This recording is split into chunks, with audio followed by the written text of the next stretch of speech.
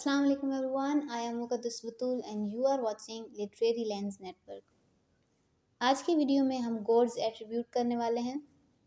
ये एक पोएम है जो कि रूमी ने लिखी है और इसको एफएससी के सिलेबस में इंक्लूडेड किया जाता है। पहले हम पोएम में देखेंगे कि इसमें कितनी लाइंस हैं, इसको लिखा किसने है और इसका थीम क्या है।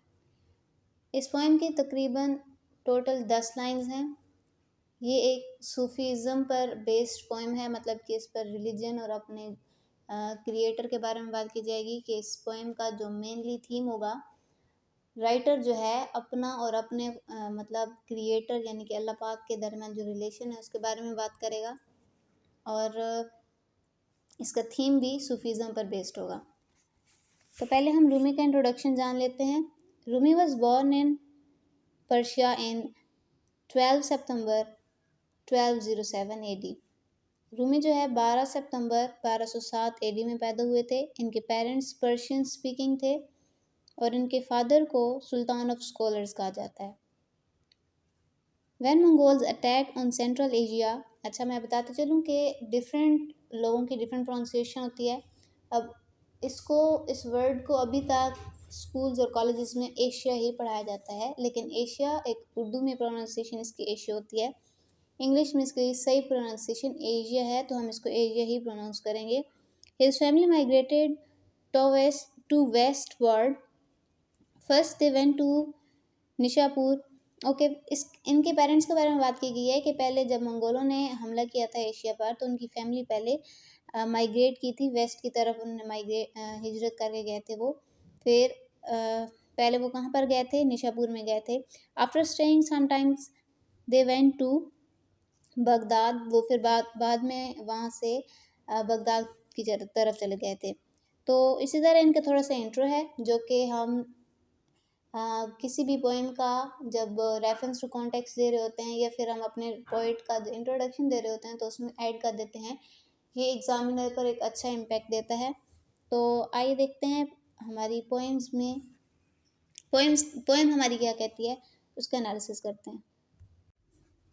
God calls himself seeing to the end that. देखें, गॉड जहाँ पर जी कैपिटल है और हिमसेल्फ का एच कैपिटल है, ठीक है, सीइंग का एस कैपिटल है। इसी तरह जो हमारे पास ये वर्ड यूज़ होंगे ना, उनका जो जहाँ पर कैपिटल वर्ड से एक वर्ड लिखा गया होगा, कैपिटल लेटर से लिखा गया होगा, वो इस बात को इंडिकेट कर रहा है कि हम मुसलमानों के जो खुदा पाक हैं ये उनके लिए बात की जा रही है, ठीक है। तो कहता है अल्लाह ताला ख़ुद को बसीर कहता है। बसीर यानी देखने वाला। किस मकसद के लिए कहता है? His eyes may scare you from sinning, कि ताकि इस बात, जब खुदा कहता है ना कि मैं बसीर हूँ, उसका मकसद ये होता है कि तुम उसके देखने की कुव्वत के खौफ से खुद को गुनाह से बचाओ। इसका मतलब ये हुआ कि खुदा कहता है कि मैं तुम्हें देखने वाला हूँ, मैं बसीर हूँ। उनका इस बात का मकसद क्या होता है कि फिर जब इंसान के जहन में ये चीज़ होगी ना कि खुदा हमें देख रहा है, तो हम ज़्यादा से ज़्यादा गुनाहों से बचने की कोशिश करेंगे। आगे कहता है God calls himself hearing to the end that you may close your lips against the foul discourse. Discourse कहते हैं गुफ्तगू को, कॉन्वर्सेशन को कहते हैं, ठीक है। फाउल यानी कि बुरी, गंदी। कहता है खुदा खुद को समी कहता है। समी यानी कि सुनने वाला कहता है। उसका मकसद क्या होता है कि ताकि तुम खुद को बेहुदा गुफ्तगू से अपने होंठों को बंद रख सको, कि जब तुम कुछ बुरा बोलने वाले होते हो तो तुम्हारे जहन में आ जाए कि खुदा सुन रहा है मुझे, तो तुम इस चीज़ से अवॉइड करोगे कि मैं कुछ ऐसा ना बोलूँ जो कि अल्लाह ताला की बारगाह में अच्छा ना समझा जाएगा। तो इस चीज़ से ये चीज़ हमें रोकती है कि अल्लाह पाक हमें सुन रहा है, हमें देख रहा है। God calls himself knowing to the end that you may be afraid of him to plot an evil. Evil यानी कि बुराई, प्लॉट यानी कि मंसूबा बंदी करना। कहता है खुदा खुद को अलीम कहता है। अलीम यानी कि जानने वाला, इल्म रखने वाला। उसका मकसद क्या है? इस मकसद के लिए कि तुम उसके डर से बुरा काम करने का मंसूबा ना बना सको।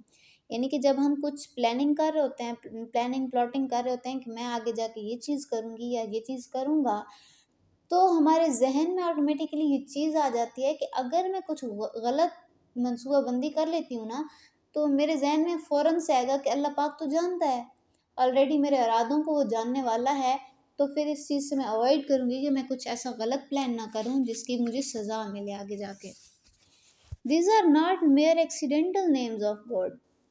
Mere یعنی کہ only، صرف، accidental name یہ کہتا ہے اللہ پاک کے یہ سب نام اتفاقی نام نہیں ہیں۔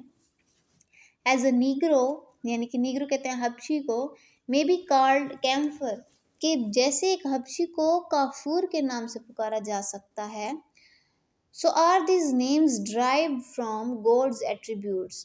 یہ نام اللہ تعالیٰ کی صفات سے اخذ کی گئے، کہ جیسے کہ ایک حبشی کو کافور کا کہتے ہیں نا لوگ، اسی طرح اللہ پاک کی یہ ایٹریبیوٹس ہیں، یہ صفات ہیں جن سے ہم یہ نام یعنی کہ جاننے والا، دیکھنے والا، سننے والا، یہ چیزیں جو ہیں ہم نے ڈرائیو کی ہیں، یہ اللہ تعالیٰ کی صفات ہیں، ان کے ایٹریبیوٹس ہیں۔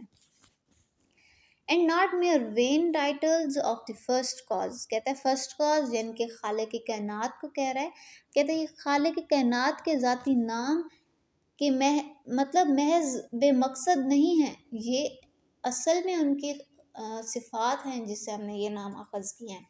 یعنی کہ آخری دو لائنوں کے کہنے کا مطلب یہ ہوا کہ ہم کہہ لینا کہ یہ نام تو بس ایویں کسی نے دے دیا، اس کا مطلب یہ بالکل اس چیز سے ڈینائی کرتا ہے، کہتا ہے کہ یہ فضول کے، یہ ایویں والے دیے ہوئے نام نہیں ہیں، یہ بلکہ اللہ پاک کے اصل صفات ہیں جن سے ہم نے یہ نام ان کے نام ایسے رکھے گئے ہیں۔ تو یہ ساری چیز اللہ تعالیٰ کی صفات کو بیان کر رہی ہے یہ پوری پوئم، اور ہمیں اس کا مقصد بتایا جا رہا ہے کہ اللہ پاک کی جو صفت ہے وہ ہمیں کن کن گناہوں سے بچا رہی ہے، ہماری زندگی کو بہتر بنانے کے لیے وہ کام کر رہی ہے۔ تو یہ تھی آج کی ویڈیو، امید کرتی ہوں آپ کو آج کی ویڈیو پسند آئی ہوگی۔ اگر آپ کو آج کی ویڈیو پسند آئی ہے تو اس کو لائک کریں، ایک اچھا سا کمنٹ کریں اور اپنے دوستوں کے ساتھ اس کو شیئر کریں۔ ملتے ہیں اگلی ویڈیو میں، تب تک اپنا خیال رکھیں، اپنے پیاروں کا خیال رکھیں۔ تھینک یو فار واچنگ، اللہ حافظ۔